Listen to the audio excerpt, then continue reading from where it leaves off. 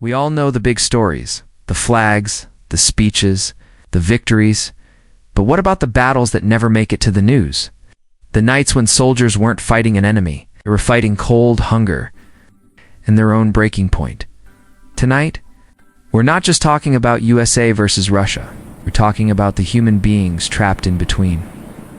Asterisk from the Cold War standoff, 2 bloody proxy wars in places like Afghanistan. America and Russia have spent decades facing off as superpowers. But if you zoom in past the missiles, past the maps, you'll see something much quieter and much more painful. Young men and women freezing, starving, getting sick, going home with wounds nobody can see. This is their story, the story of the wars inside the war. Asterisk, long before there was a USA versus US. Russia. There was a farm in Pennsylvania called Valley Forge. It's winter, snow up to your knees. You have no shoes. Your stomach is empty. And so is the supply wagon. That was the reality for Washington's army. A lot of people think of the American Revolution as muskets and hero speeches. But for months, the real enemy wasn't the British. It was cold, disease, hunger. Imagine trying to sleep in a torn tent while the wind slices through the canvas. You wake up, and the man sleeping next to you didn't. Some soldiers wrote in their diaries about standing guard with bare feet in the snow, leaving bloody footprints wherever they walked.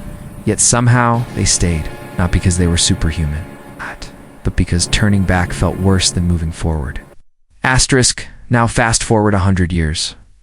America isn't freezing anymore. Now it's sweating to death. The Philippine-American War drops U.S. troops into a world they barely understand. Thick jungle, choking humidity, endless rain. On paper, America has the advantage. Better guns, better training, better ships. But the jungle doesn't care about paper. Food rots before it reaches the front. Boots fill with water until they fall apart. Mosquitoes deliver malaria and dengue like clockwork. A lot of soldiers never even see the enemy that kills them. They just get weaker and weaker until they can't get up. The generals back home talk about strategy and territory. The soldiers on the ground talk about clean water and medicine. That gap. That's where the real suffering lives. Asterisk then comes. The country, both America and Russia, wish they understood better. Afghanistan first, the Soviets march in.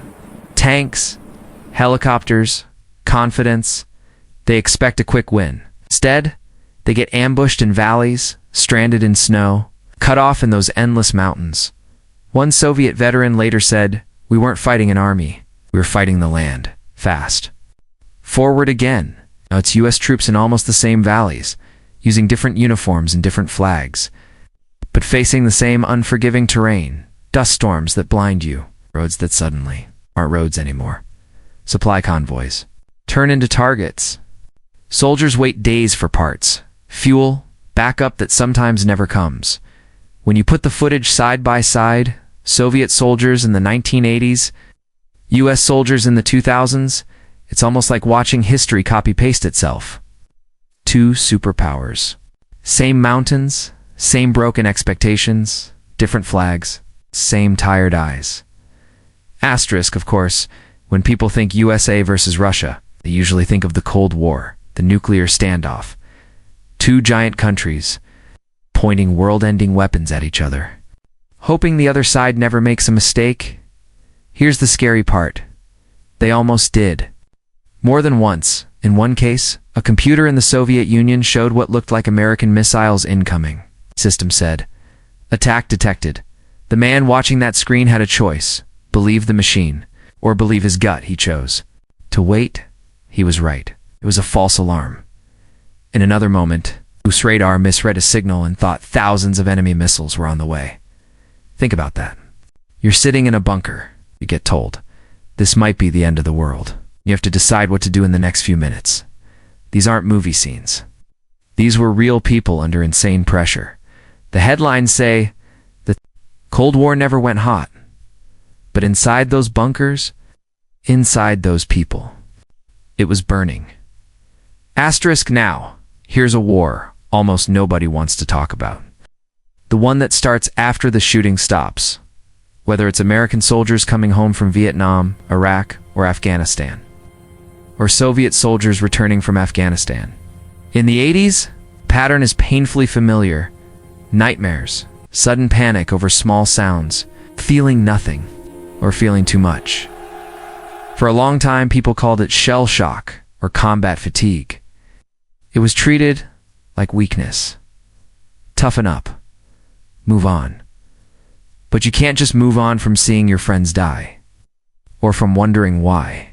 You survived when they did. Many veterans in both the U.S. and Russia turned to alcohol, drugs, or complete isolation because it felt safer than talking. Some never made it out of that darkness. We often say, they made it home.